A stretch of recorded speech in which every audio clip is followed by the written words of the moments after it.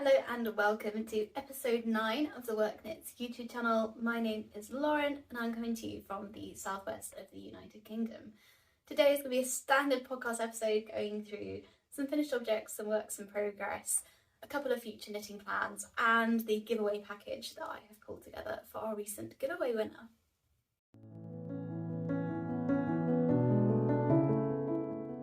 Hi everyone, so welcome today. I hope you're all doing well. Welcome back, welcome to the channel, whichever it may be. Thank you so much for joining me. I know how crazy the YouTube algorithms are at the moment and how many new podcasters, how much more knitting content is out there and how hard it is to A, discover everybody, but B, even keep up with all the content. So thank you so much for being here with me today. If you've got any friends, family, anyone that you think would enjoy this podcast episode, please do tag them below in the comments or send them a link via Instagram. Any way of spreading the word would be really, really appreciated. And yeah, let's get going with today's episode. I have got a glass of water rather than a coffee, but I hope you've got something nice to drink, maybe a snack, and that hopefully you're taking some time to be still and enjoy your craft. I'm stood up today, which means there might be some noise on the floorboards as I move. I've also got my cat down here next to me, so apologies for any purring. This is actually take 2 of this episode. I recorded this earlier this morning. It seems to be an error that I just keep making, that I try and squeeze in some time when I've got work on my mind, and you can just hear in my voice that I'm tense. Maybe that says a lot about my job and my enjoyment of it. Who knows? But I just sound really tense and I was kind of like going through stuff a lot, but I was getting very deep into the analytics of it all, and I just thought, you know what, no, it's a Friday. Happy Friday, everybody, if this is the day that you're watching it. And I just thought, let's go for a bit of a lighter episode. So stood up because I'm spending all day sat down. Do forgive that. And yeah, let's get into the episode proper. So let's just start with what I am wearing, not so much this wrap, which I've thrown on because the UK weather is very strange at the moment. It's neither hot nor cold, so we're kind of hybrid dressing. I've got like a cami top on and then a pair of like little shorts, but I could equally be in jeans and a jumper. It's just fluctuating. So anyway, this wrap hasn't got a name. This was just a kind of me doodling hand skeins together about a year ago, but yeah, still not sure on the colour combo for me and whether it works for me, but I've enjoyed wearing that today. I am wearing it over my Tip Top Tank by Emily Boldowan. I hope I'm pronouncing their surname correctly. This was a finished object that I described in my last video, so I won't go into masses of detail. You can go and check out episode 8. But one thing I didn't discuss was a very small point, that the yarn is supposedly DK. It's a Hirt Garn Organic Trio, but I actually think it's more of a fingering weight yarn. So I just wanted to add that because I don't think I really highlighted that in my video last time. But yes, this has now been blocked and dried. I'm really enjoying wearing it. Today I'm kind of styling it slightly sporty with a sports bra and a pair of kind of, yeah, like casual kind of jersey shorts, but I've also worn it with a pair of jeans and that's looked lovely. So really enjoying it. I think it might stretch out a little bit more. On camera it's kind of looking like it's falling off the shoulder. Maybe I have uneven shoulders, I don't know. But really enjoying it. So really, really happy that this has now been added to my wardrobe. Okie dokie, before I get going into finished objects, I thought I would continue the little extra section that I added in last week. So I really hope everyone enjoyed the little bit of poetry. When I say poetry, please don't panic. This is not me reading you like a 4-paragraph poem. These are some short and sweet but beautiful poems from Rupi Kaur, and I selected one for today that I thought was very fitting, which is: if you were born with the weakness to fall, you were also born with the strength to rise.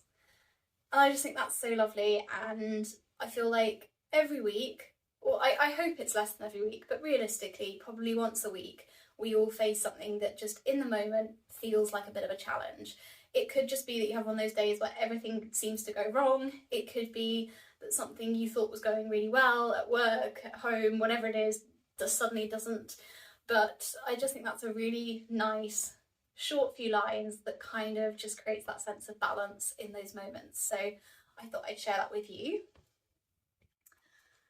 If you have the weakness to fall, you also have the strength to rise.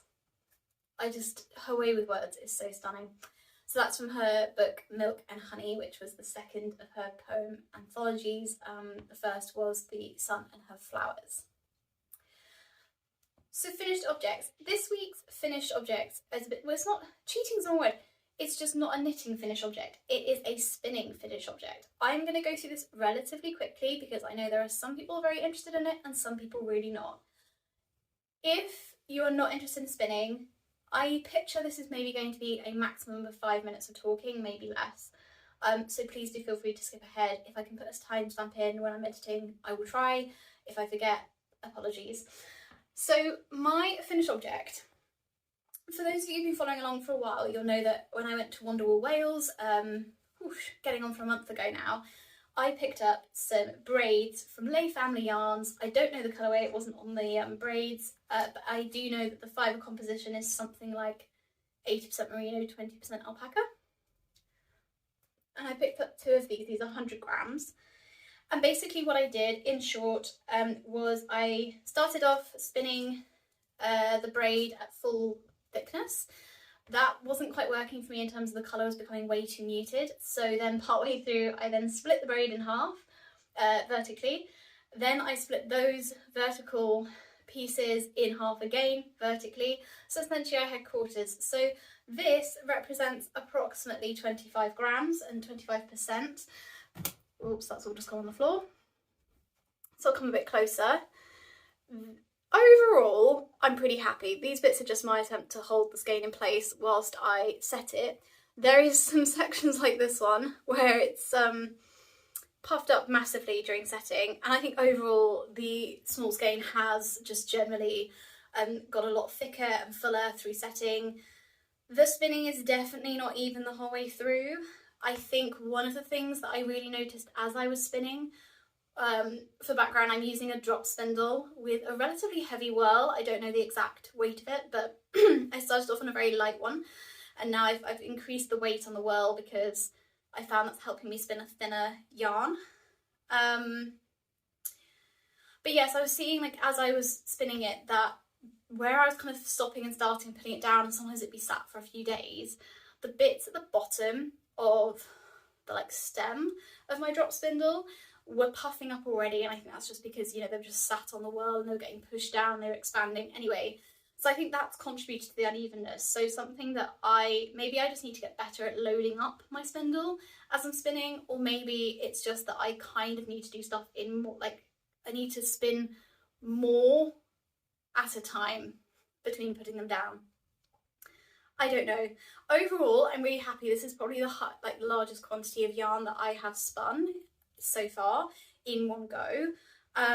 It's probably got the most, it's not as consistent, but there are more parts that are at the weight that I'd want them to be at. Does that make any sense? It's not a very balanced skein. It's in places too high twist and in places not enough twist, and I think that's just where I was getting impatient and doing too much of a draw between each spin. I'm using the stop and park method currently. I'm not talented enough to do the feed from the top whilst it's spinning, but I think maybe at times I was getting a bit impatient doing too much draw to try and get the spin to travel up or the twist to travel up. If anyone has a tip for how you finish the ends on your hand spun yarn, please do let me know. That's one thing I haven't quite, got yet. But yes, I'm going to keep spinning the remainder of the fibre, at least in this first braid. I think I'm going to continue to do kind of singles and just try and get my consistency, and then in the second braid I think I want to try and ply that. I haven't done plying yet, so that would be really exciting. But overall, really happy. I'm really happy with the colour. I'm just going to dip down to get the original braid just to show you the comparison. Ta-da! So yeah, really happy, and I think I've managed to manage the amount of white. I mean, it would look beautiful if there were big patches of white, but it just wasn't quite what I was going for. So I'm really happy with that. Okay. Sorry for the dipping down. I'm not so used to being stood up, and just kind of plonking things down is not as easy as I thought. Alright, so that's it for finished objects. Obviously I'm recording a week after I showed this as a finished object and I'd kind of gone all guns blazing on this. So not completely unexpected that I don't have much else as a finished object. So I thought I'd go on to works in progress, and before I do, as always, just a caveat that I've got loads of works in progress at the moment. I've got a few that are kind of front of mind that I'm trying to progress the most, but there are a number of others. So as a reminder, I've also got my collar that I'm kind of self-drafting, that's got a lot of cables. That's being knit up in Kate Davies Designs Aired Tier in this beautiful like burgundy cognac colour. I'm loving knitting it. The problem is I've just got to a point that's very complicated with the cables, in the sense that I'm translating charts, or not charts, but like instructions for cables that are meant to be knit flat. I translated those into knitting in the round, but all the different cables have different numbers of rows in the pattern.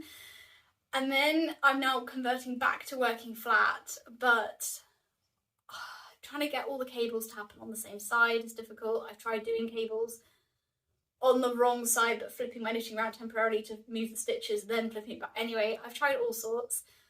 And now I'm at a point where like I'm not sure where I'm at up to on all the different charts. So it's just going to take quite a lot of headspace to go back through, figure out where I'm up to on all the different charts.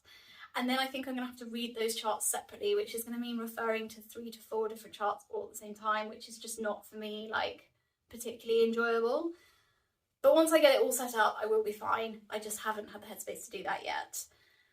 The other couple of whips that are kind of back of my mind, one is this garter stitch shawl, which is actually not too dissimilar to the purple one that I was wearing a moment ago. But I just need to figure out what I want this to fade into, and figure out where the rest of the yarn is, this colour. But that will get finished, I think, this summer. I think that'll be a nice summer project. Very easy, kind of mindless, potato chippy garter stitch. So this has been kind of on the back of my mind. And then another project that is never far from my mind is my apples project. And I feel bad about this because I was so passionate about it to begin with, and then I've really parked it. And I think it's because it's now in a stage where it's more embroidery than it is knitting. And yeah, I've just got to get back into it. So I think there will be a weekend where I'll go, oh yeah, that's what I really want to work on. But this would be a good summer project because obviously it's quite light, and the embroidery is kind of not, you know, you're not sitting with a massive sweater on your lap or something. So maybe when I'm sunbathing at some point, that'd be a good project.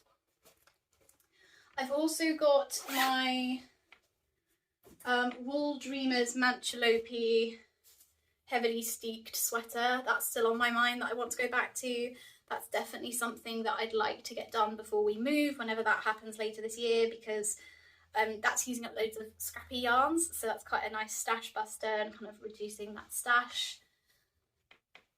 And yeah, what other big whips have I kind of mentioned on this podcast before that I kind of want to get done? There was one just on my mind that now, and that it's just kind of flitted away. Anyway, it will come back to me. So if those are not what I've been working on, what have I been working on? Okay, I'm going to show you 3 whips today, and then I was going to go on to show you the giveaway prize that I've pulled together for the giveaway winner. So I'm going to do a quick outfit change, and we're back. So you probably can't see all of this, and sorry, you're seeing quite a lot of my stomach in the process, and this has also not been blocked, so this is rolling up. But the idea for this was to basically make like a long sleeve top. Like I wanted it to be something I could throw on without anything underneath it, and it would be kind of casual but knitted.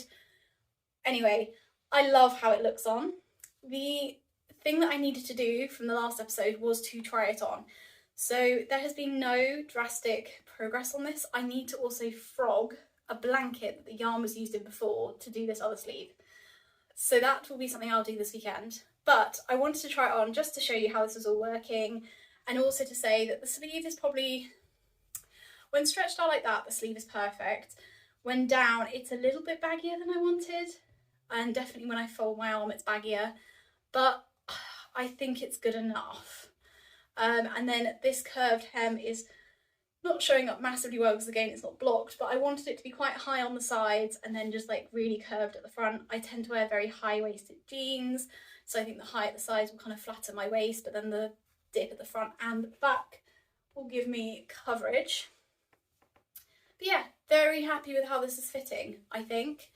I am also wondering, because I got a few comments on the yarn that I've used in the yoke, which is Schwenendort yarn. I actually can't find this yarn anymore. I can find the brand and I can find some of their other bases, but I can't find this. And a lovely viewer commented that they have been looking for exactly this colour. So if that viewer is watching again and you know who you are, drop me a message on Instagram and to chat, because if it's of interest, I still have another kind of, I reckon somewhere between 20 and 40 grams of this, and I could very easily reskein that and put it in my website, in the website shop, and I would quite happily sell it. But I'm making this offer on the podcast episode because I don't really want to like put it in the comments because I don't know if you'll see it, but you know who you are. If that would be of interest, let me know. If that individual says it's not of interest, then it might be something I do anyway. And if anybody is interested in kind of purchasing the other bit of the skein, then do let me know and I will try and put more details in the kind of entry on my website. But yes, that is this. I just need to, frog, excuse my tummy and my shorts. I need to frog the blanket that this project was, that this yarn was previously being used in, and then fit the other sleeve, and then it is going to be done and it's going to look beautiful when it's blocked. So happy days.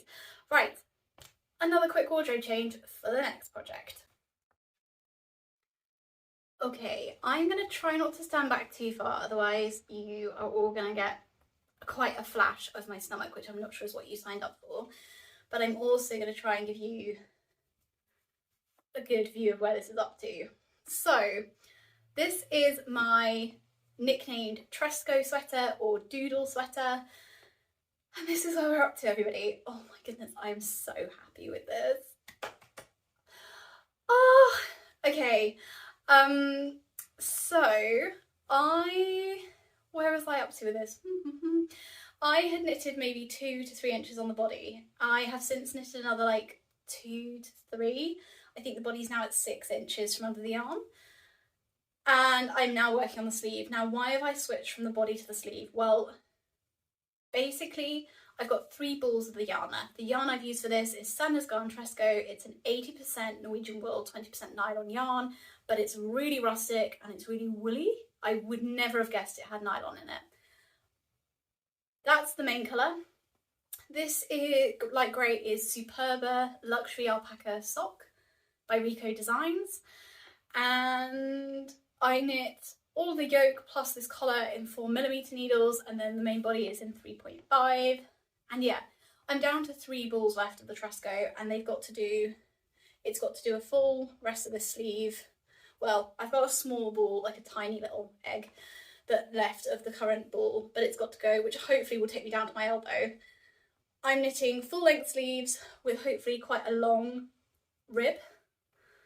This motion looks very funny on camera. Quite a long rib. And then I also want to do an equal length rib as a split hem at the bottom. So I think I'm probably about 1 inch away from where I would split for the hems, but I just wanted to wait to do that until I'd done both the sleeves. I think I'm going to have enough yarn. I've got to then go in, this ribbed neckline I picked up after I'd knit the yoke, and the idea is that I want it to sit away from my neck a bit, which it is, but I just think at the moment it looks a little bit like flimsy.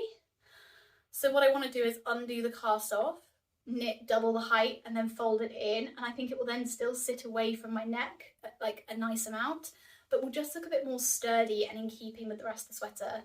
But worst case scenario, if I don't like it, I can just go back to where it is now. But yeah, I keep pulling at it because when it's only got 1 sleeve on, it kind of wonks it all, but I am so in love with this, like so in love. The other thing that I might do again when I've kind of done the rest of the body and split is I'm going to potentially put a piece of white bias binding tape in cotton down the back, centre back, and that is because it was a doodle. So the colourwork charts, gosh, I'm making it sound so much more professional than it was. I didn't do charts, I didn't do maths, I didn't plan any of it, I just went with the flow, which means that some of the colourwork does not align beautifully at the back. There's a kind of a little gap. So I was going to put some, my plan has been pretty much from the get-go to put some white bias binding tape down the back, which I think will look really graphic and really cool. So yeah, just could not be happier. Apologies again, cover up my stomach. But yeah, really happy with the fit of this, and it feels really lovely around my shoulders, if not just a little unbalanced at the moment. But yes, I went into a lot of details on the construction around the yoke, and it's kind of a half yoke, half raglan, half drop sleeve. I went into all of that in my last video. I will cover it all again when this is a finished object, but I just wanted to show those of you who've been following along where I'm up to, and I thought really nice to be able to like kind of put it on so that you can see where it's going. Very happy. Okay, I'm going to switch back into my little tip top tank because this is a bit too warm, and then we will talk about my last whip. I have told you two lies. One, because there is something else I wanted to say about the Tresco sweater with it off my body because it was too hot, and secondly, I actually have two whips, so apologies. So I'm looking around because I don't know if I've moved this book since I did the last recording. Okay, I think I've moved the book that I wanted to chat to you about. That's fine. Essentially, the other thing I wanted to talk about with the Tresco is just that I've had lots of people really like kindly and in like a really kind of flattering and supportive way being like, how has that worked out so well? How have you done it? And I chatted a little bit on my last episode and basically just kind of said that for anything that someone does well, they've got to have failed quite a few times. And I don't think I was wrong to say that. Like, I do think that principle hangs true. But I was reading a book this week that I'm really enjoying that's in a totally different sphere to knitting. And something that the author said just like put into words exactly what I was trying to say, but 1,000 times better. So essentially the book is called Mastering Uncertainty, and it's by Matt Watkinson and Chaba Kolkowski, I want to say. And it's meant to be all about kind of being an entrepreneur and business leaders and the role that chance and uncertainty plays in the success of businesses. But about just under halfway through the book, the authors talk about some work done by an individual called Robert Greene in their book Mastery, I think. And essentially what this book says is that there are 3 stages to mastering something. There's the apprenticeship stage, there's the creative active phase, and then there's mastery. And what they say for each of those phases is you go from self-directed learning all the rules, the kind of tools, the tricks. Then you move to the creative active phase, which is basically where you're activating that knowledge, but you're adding your own personal creativity, your own personal taste. You're bringing your life experiences to what you're doing. And then there's the mastery phase, and the way they describe that is where you kind of start throwing the rules and the formulas out the window, or you can like modify them and manipulate them and really own them. And that you also start doing things kind of instinctively, and without really meaning to, you start developing your own aesthetic, your own kind of personal brand, your own like very distinctive style. All of this to say, I think that's kind of what I was trying to say. And I'm not, I'm not saying I have completely mastered knitting, but I think I've been looking for a way of describing the transition I've made over the last 6 months of my knitting. And that is basically it. I think I've gone from the creative active phase into the mastering phase. And having knit for well over a decade now, that's a really nice reflection to have had. Some people it will take them a lot less time, some people will take longer, all a personal journey. But I think that's maybe a more positive way of looking at it than the number of times you need to fail. I do think failures, mistakes all contribute to the learning, and that's kind of how you get to a point where you don't have to apply those rules anymore. But I think that's a much more positive framework to be like viewing our knitting journey through. So I hope that's helpful to share, and I think that's a good way of describing what's happened. With the Tresco sweater, my kind of instinct means I don't need those rules at the forefront of my mind, because I can now look at my knitting and just know whether it's going to work. Which leads me really nicely onto a new whip, actually. So give me a moment whilst I just pick up a box. Okay, I'm going to pop this box down here. So this next whip you haven't seen yet on the podcast. I cast it on since the last episode. Yes, I should have been working on my other whips. Could I have had another finished object? Maybe, if I hadn't done this. But it was calling to me, and it was on a day where I was not feeling the mojo, so this really brought me back to life. So, as some of you who've been watching the podcast for a while will know, over the last 3 to 4 months, I have picked up a few single balls or skeins of mohair in various pink shades. I have picked up Shalana Kid Setter in the colourway 120, and this is like a 25 gram ball. It's coming up pretty true to colour on camera. It's gorgeous. And then I also picked up Golden Rose by Gulrock Fibres at Wonderwall recently, and I think those go together beautifully. And then I had a leftover ball, or like part of a leftover ball, of some Isaiah mohair in their white base, which has got an ever so slight creamy pinkiness to it. So I looked at all of these and I thought, okay, I want to make an intarsia geometric shawl. I had some other ideas before then to maybe make it into a sweater, but we won't go down that route. I'll tell you where I actually ended up. So I then had a look at my stash and thought, okay, I can't hold the mohair double, but I could hold it with a lace weight lamb's wool, and I had 2 cones to choose from. I had dark charcoal grey called Oxford, or a shade called Almond. And I started with Oxford, didn't look right, so I've changed to Almond. These are like, they're not even lace weight, they're like weaving weight lamb's wool from Knoll Yarns, which is a British yarn company. So I cast on this triangle, and I cast this on 3.25mm needles. It's a beautiful gauge, loving it. I then made a second one. I then sewed them together across the diagonal line. That made a beautiful seam, and then I picked up along one straight edge and started knitting vertically. And this is where we've got to. But as you'll notice, the other triangle is no longer sewn on. Haha. So this is my first time doing intarsia, and I think it's going really well. But whilst I love the kind of structure and the seaming when I had the other triangle on here, I don't love this bump where I've joined the two. I want it all to be beautifully flat like this intarsia. So I have taken the other triangle off, and I'm going to frog it and make it into a ball, and then use it to do this section of the intarsia going upwards, because I'm running out of this colour combination, this bit of mohair. What I then need to do is knit basically the rest of the wrap, and it's going to be an intarsia geometric with the different pinks, and oh, I'm really excited about it. When I've finished, I then need to come back to this end, and I need to put several lifelines in just to make sure I get it right, I get the right stitches, but I need to put some lifelines in above this pink section here. There is actually 2 rows in there. It's quite difficult to see because of the overhang from the pickups.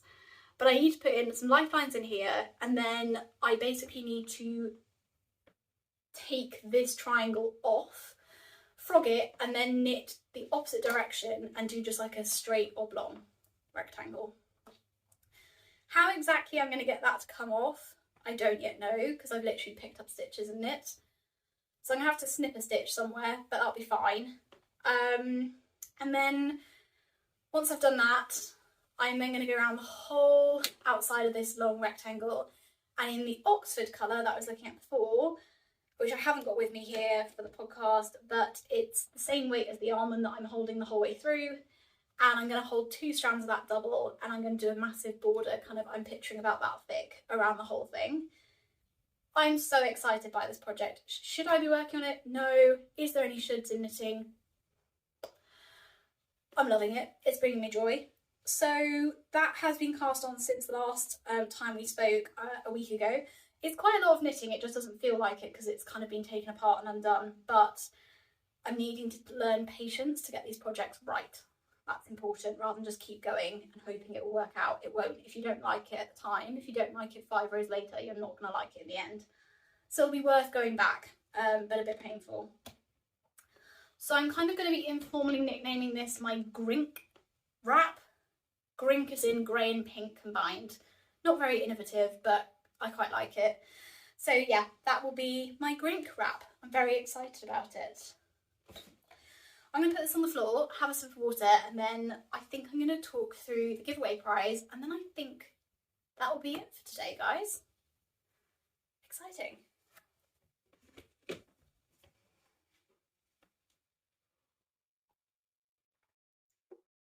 I told you a lie again, I keep getting this wrong.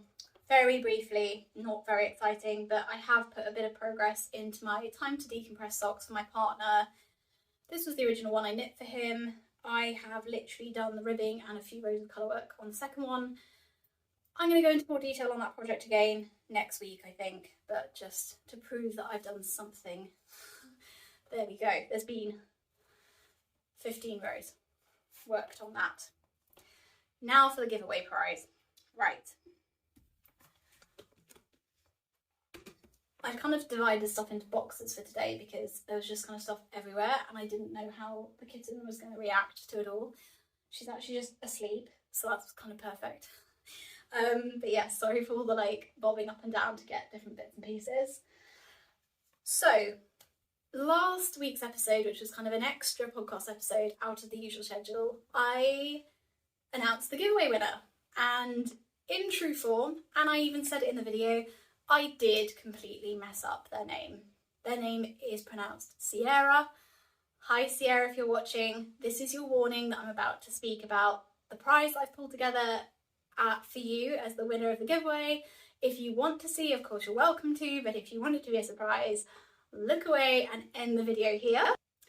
I have reached out to Sierra on Instagram to let them know that this will be featured in today's podcast episode, so everyone has been kept in the loop. Right, in my recording of this morning, this section ended up being really long, so I'm going to try and make this more succinct.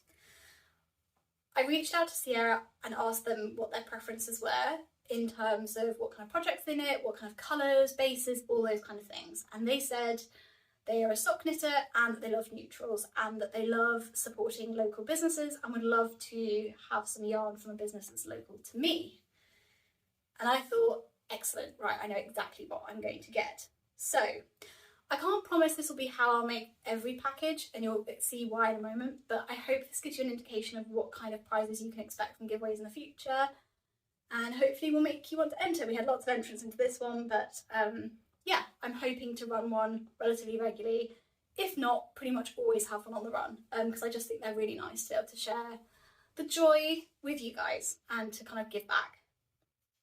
So how did I approach this package? So my kind of starting point was neutrals and sock bases, and I had a look at their Instagram to see what kind of things they knit, so it's really helpful we were connected over there. I wanted to do, excuse me, my voice is going today. I wanted to create a package that covered something brand new that I'd bought just for the giveaway. I wanted to share some yarn that I have loved and taken so much joy from. I wanted to share some yarn that had been gifted to me but actually wasn't really in my wheelhouse, wasn't something that gave me joy but I thought would give them, Sierra, joy. And then I wanted to add in a couple of things that were like nice goodies to have. So that was kind of my remit. So to go first on the bits that I've taken from my stash, I was gifted this skein. I'm gonna have to come closer, I think, so you can see the colours. There we go. I was gifted this skein of sock yarn. It's dyed in the UK. It's a hand dyed, variegated yarn. It's got a soft silver stellina, just very gentle throughout it, and it's in sands, whites and grey colours. And I can totally see the winner, Sierra, knitting this into socks. I have looked at their Instagram. I think this will work really well with the kind of thing they knit, at least I hope. It was not really in my wheelhouse. It's not, I am not a particularly neutrals person actually, so this just wasn't quite in my wheelhouse, but I think will give them so much joy. So, and if it doesn't give them joy, then they can pass it on to someone they think it would give joy to. I just thought that was a lovely idea, that what doesn't necessarily give me joy might give someone else joy, pass the joy around the world, quite literally. So that's skein number one. I wanted to also pack, as I said, something that I have taken a lot of joy from. This is some Sweet Georgia on their sock base, high twist. I think this is in either London Fog or Earl Grey. I don't know which. I think it might be London Fog though, which would be incredibly fitting given that I'm sending this from the UK. So this, I need to weigh this and I'll put all the details on a little tag for Sierra, but I wanted to kind of give something that I take so much joy from. I knit a cowl out of this for my sister. She loves it and wears it every winter, so I wanted to pass the joy on. So those are 2 skeins. I think this one is around about 50 grams and I think this is probably about 15. So those 2. Even if Sierra wants to mix and match some of their yarns with the ones I've sent, I kind of wanted to make it so that they had what would be semi-complete sock sets. So I also wanted to include this mini, which I think is about 10 to 15 grams again. This is Holstgarn Highland Sock, high twist, it's kind of like a natural base, a natural colour. And I wanted that as another mini, so there's 2 minis.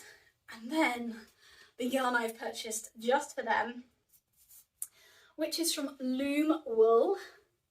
This is the colourway Milk Tea on high twist sock base.